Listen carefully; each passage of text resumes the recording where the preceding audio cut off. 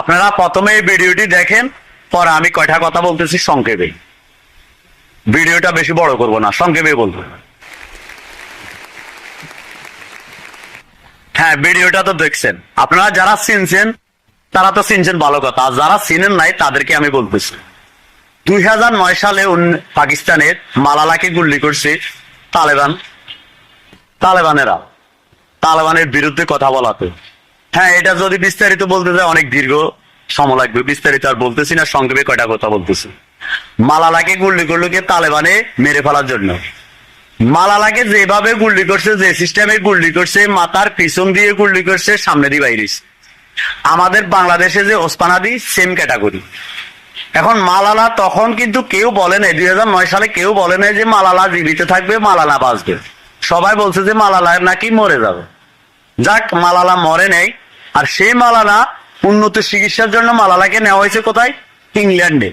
নেওয়ার পরে মালালা সুস্থ হলো, সুস্থ হয়ে নোবেল বিজয়ী হলো মালালা। তো অনেকের হয়তো স্মরণ নাই, অনেকের স্মরণ আছে। তো যাদের স্মরণ নাই তারা দয়া করে এটা মনে রাখবেন এই কথাটা। কারণ উন্নত চিকিৎসা যদি হয়, মানুষকে আল্লাহ যদি রাখে, বেঁচে থাকার সম্ভাবনা থাকে। তাই বলছিলাম, ওসমান আদিকে যদি উন্নত চিকিৎসা দেওয়া হয় তাহলে ওসমান আদি ইনশাআল্লাহ সুস্থ হবে, আমার বিশ্বাস। ওসমান আদির যদি আর্থিক অবস্থা দুর্বল থাকে তাহলে সরকার প্রয়োজনে সহযোগিতা করার দরকার। কারণ আইন শৃঙ্খলা দুর্বল থাকার কারণে আজকে এই ঘটনা ঘটে। তাই সরকারের সহযোগিতা খুবই প্রয়োজন।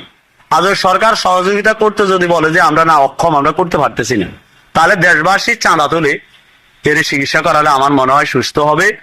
তাই দয়া করে সবাই আমার এই ভিডিওটি শেয়ার করবেন, যেন ঊর্ধ্বতম কর্মকর্তা পর্যন্ত আমার এই ভিডিওটি পৌঁছে। কারণ অনেকের হয়তো 2009 সালের কথা মনেও নাই, যার কারণে হয়তো এরকম চিকিৎসার কথা চিন্তাও করে না কেউ। তাই বলছিলাম ভিডিওটি শেয়ার করবেন। যারা ফেসবুক পেজে দেখেন তারা দয়া করে ফলো করবেন, আর যারা ইউটিউবে দেখেন দয়া করে আপনারা সাবস্ক্রাইব করবেন। সংক্ষেপে ভিডিওটি শেষ করলাম। আল্লাহ হাফেজ।